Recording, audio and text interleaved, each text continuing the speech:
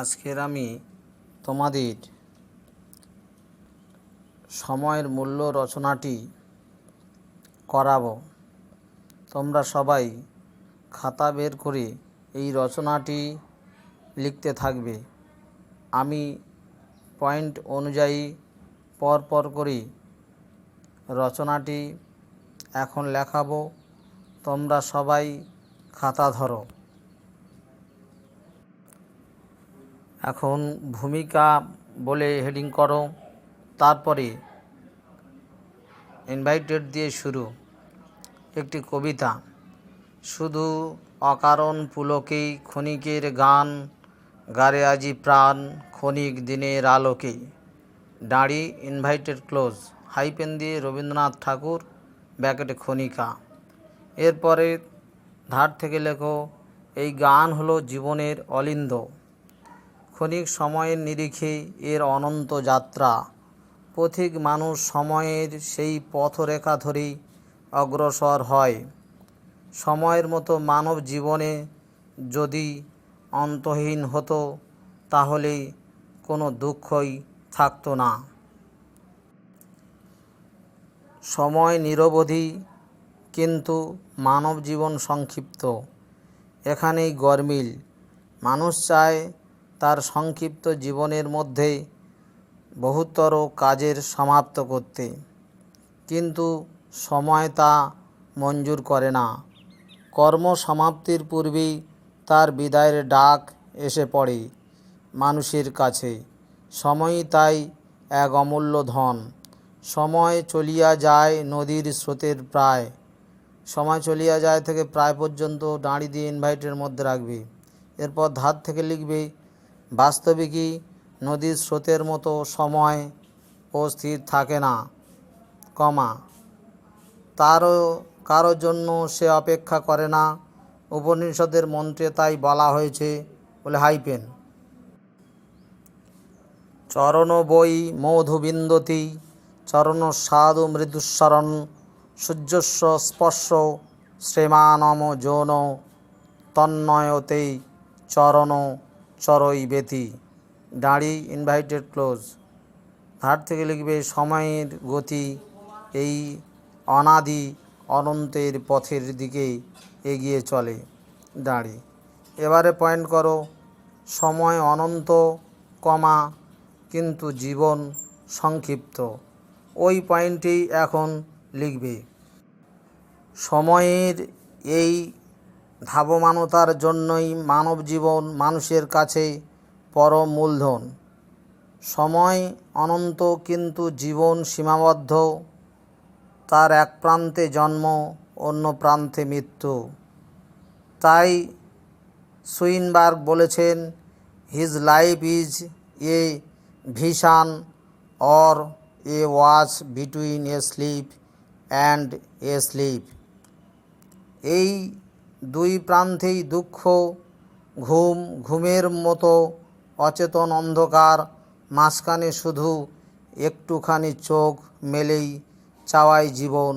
জীবনের এই সীমাবদ্ধতার জন্যেই বাংলার লোককবিও অশ্রু বিসর্জন করেছেন।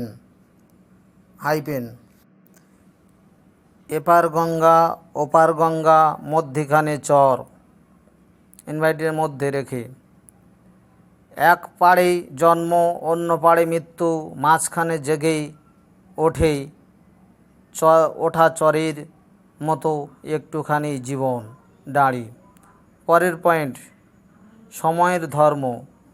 সময়ের চলমানতার জন্যই তা মানব জীবনের কাছে একটি মূল্যবান সম্পদ হয়ে ওঠে। দাঁড়ি।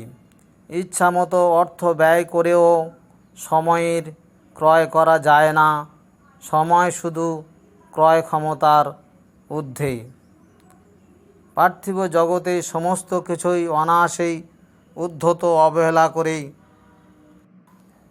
সময় বাধা বন্ধনহীন রূপে ছুটে চলে। কবিতাই বলেছেন, আমারে বাঁধবি তোরা, সেই বাঁধন কি তোদের আছে? কোনো কিছুর প্রতি জীবনের আসক্তি নেই, নেই সামান্যতম আকর্ষণ, শুধু নিরাসক্ত চলাই চলা আর চলা। বিশ্বকবি অর্থাৎ রবীন্দ্রনাথ ঠাকুর তাই বলেছেন, মন রে আজ কহজেই, ভালো মন্দ যাহাই আসুক, সত্যের এলাও সহজেই দাঁড়ি। এবার পরের পয়েন্ট, সময়ের অমূল্য। জীবনের এই সীমাবদ্ধতার মধ্যেই সময়ের যে ভগ্নাংশটুকু পাই, তার সদ্ব্যবহারের মাধ্যমেই জীবন সদর্থক এবং সুখময় হয়ে উঠতে পারে। কিন্তু যদি অবহেলায় আলস্যভারে অতিবাহিত করি, তা হয় সময়ের অপচয়। সেই অপচয়ের বেদনা আমাদের জীবনে একদিন মর্মান্তিক দুঃখের আকারে নেমে আসবে। তখন বুক ফাটা আর্তনাদে কিংবা অজস্র অশ্রু বর্ষণেও সেই আলস্যেই অতিবাহিত সময় আর ফিরে পাওয়া যাবে না। তাই কবির কণ্ঠে ধ্বনিত হয়েছে, যে সহজ তোর রয়েছে সম্মুখেই, আদরে তারেই ডেকে নেড়ে বুকেই, ক্ষণিক সুখের উৎসব আজি, ওরে থাক থাক কাঁদিস নি। এবারে পরের পয়েন্ট, সময়ের অবহেলাই সময়ের অপচয়। ওই পয়েন্টে লিখবি, আসল কথা, সময়ের যথার্থই মূল্যবোধই জীবনের সাফল্য অর্জনের একমাত্র সোপান। সময়ের মূল্যবোধই হলো সেই সময়ের যে কাজ সেই সময়ে তা সম্পাদন করা, যে তা করে না সে করে সময়ের অপচয়। পরাজয়ই হয় তার জীবনের ভাগ্যলিপি দাঁড়ি। সময়ের এই অবহেলার জন্যেই ভবিষ্যতে তাকে কাঁদতে হবে। যে কৃষক ফসলের ঋতুতেই ফসলের বীজ বপন না করেই আলস্য সময় অতিবাহিত করেই, সেই কীরূপে ফসল ওঠার সময় খামার ভরা ফসল আশা করবে। জীবনেও সেই এক কথা, মানব জীবনে যখন শক্তি থাকে, সামর্থ্য থাকে, তখন এই জীবনের কাজ সেরে ফেলতে হবে। কাজেই রোদ থাকতে ধান শুকায়ে নিতে হবে, কারণ এ জীবন পদ্ম পাতার জমে থাকার জলবিন্দুর মতো টলমল করছে। মোহন মুদ্গর কবিতায় কবি শঙ্করাচার্য তাই বলেছেন, নলিনী দলগত জলমতি তররসং তদগ্নি বনয় ত্রিশয় চপলম। এবারের পয়েন্ট, সময়ের মূল্যবোধের অর্থ। সময় অখণ্ড, কিন্তু তাকেই খণ্ড ছিন্ন বিভক্ত করেই দেখতেই মানুষ অভ্যস্ত। সেকেন্ড, মিনিট, ঘন্টা সময়ের মূল্যবোধের প্রহর দিয়ে রচিত হয় দিনরাত্রির মালা। তা নিয়ে মাসের পর মাস ছুটে চলে বর্ষপূর্তির দিকেই, তারই মধ্য দিয়েই সময় ছুটে চলে। তাই কবি বলেছেন, কারো পানে ফিরে চাহিবার নাই রে সময়। এর সঙ্গেই তাল মিলিয়ে জীবনও ছুটে চলে কার্যের পথে। পরের পয়েন্ট, সার্থক পরিপূর্ণতার দিকেই সময়ের চলা। ওই পয়েন্টে, সময়ের এই কাজ অকারণও কাজ নয়, একটি শিব সুন্দর পরিণতির দিকেই তার এই চলা। সময়ের এই অনন্ত চলার পথে থামা মানেই তো মৃত্যু। মায়ামুগ্ধ বাংলার কবিতাই বলেছেন, আসবো আবার চিরকালের এই আমি। বাংলার অন্য এক কবি বলেছেন, আবার আসিব ফিরেই ধানসিঁড়িটির তীরেই এই বাংলায়। কিন্তু স্বপ্নবিলাসিতার শিকার না হয়ে বাস্তববাদী ইংরেজ কবি বলে গেছেন, I shall not pass this way again. এই পৃথিবীতেই ভাগ্যগুণে আমাদেরই এই আশাই শেষ আশা। এত এবং বহু রঞ্জিত মানব জন্মের ঘরে আমরা যেই জীবনটাকে পেয়েছি সে তো পরম সৌভাগ্যের ফসল, তা হেলায় হারানো অনুচিত। তাই স্বামী বিবেকানন্দ বলেছেন, যখন মানুষ হয়ে জন্মেছিস তখন একটা দাগ টেনে যা, এই দাগই হবে স্মরণীয়তার স্বর্ণ তিলক দাঁড়ি। পরের পয়েন্টে লিখবে সময়ের নিরিখে মহামানব। ওই পয়েন্টে পৃথিবীতেই ক্ষণজন্মা মহাপুরুষগণ জন্মেছিলেন পৃথিবীতেই শুভকর্ম উদযাপনের জন্যে। জীবনের সেই সংক্ষিপ্ত পরিসরের মধ্যে তারা যেই সোনার ফসল ফলিয়ে গিয়েছেন তাতে সময়ের ভাণ্ডার পরিপূর্ণ হয়ে উঠেছে স্বর্ণের বিস্ময়ে। শঙ্করাচার্য বেঁচেছিলেন মাত্র 32 বছর, স্বামী বিবেকানন্দ বেঁচেছিলেন মাত্র 49 বছর। জীবনের সেই সংক্ষিপ্ত পরিসরের মধ্যেই তারা কত মহৎ কর্মের উদযাপন করে গেছেন। কাজেই জীবনের আয়ুতে নয়, কল্যাণপুত কর্মে।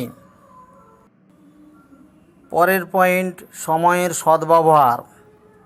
শৈশবই কর্মজীবনের প্রবেশের তোরণদ্বার, জীবনের প্রস্তুতিকাল।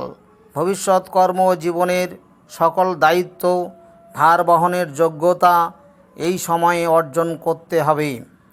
শৈশবকালের প্রতিটি মুহূর্তকেই যথাযথভাবে ব্যবহার করলেই এবং প্রতিটি মুহূর্তকেই জীবন ক্ষেত্রে সুষ্ঠুভাবে প্রয়োগ করলেই পরবর্তীকালে সুখ ও শান্তি দুটিই পাওয়া যায়।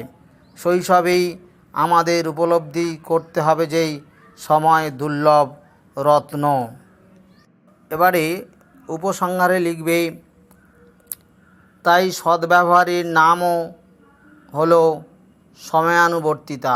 সুতরাং যুগের পর যুগ সময় সম্পর্কে আমাদের হতে হবে সচেতন। লীলাবাদী কবি রবীন্দ্রনাথ তাই বলে গেছেন, ইচ্ছা বটেই বছর কতক তোমার জন্য বিলাপ করি, নিদেন কাঁদিস মাসখানেক তোমার চির আপন জেনেই, হায় রে আমার হতভাগ্য সময় জেনেই দাঁড়ি। সময়ানুবর্তিতা জীবনের সাফল্য লাভের চাবিকাঠি এবং সময়ানুবর্তিতার মাধ্যমেই কল্যাণপুত কার্যই জীবনের চরম ও পরম সার্থকতা। যাই হোক, সময়ের মূল্য রচনাটি আজ এখানেই শেষ হলো। এই রচনাটির পয়েন্ট অনুযায়ী আলোচনা করা হয়েছে।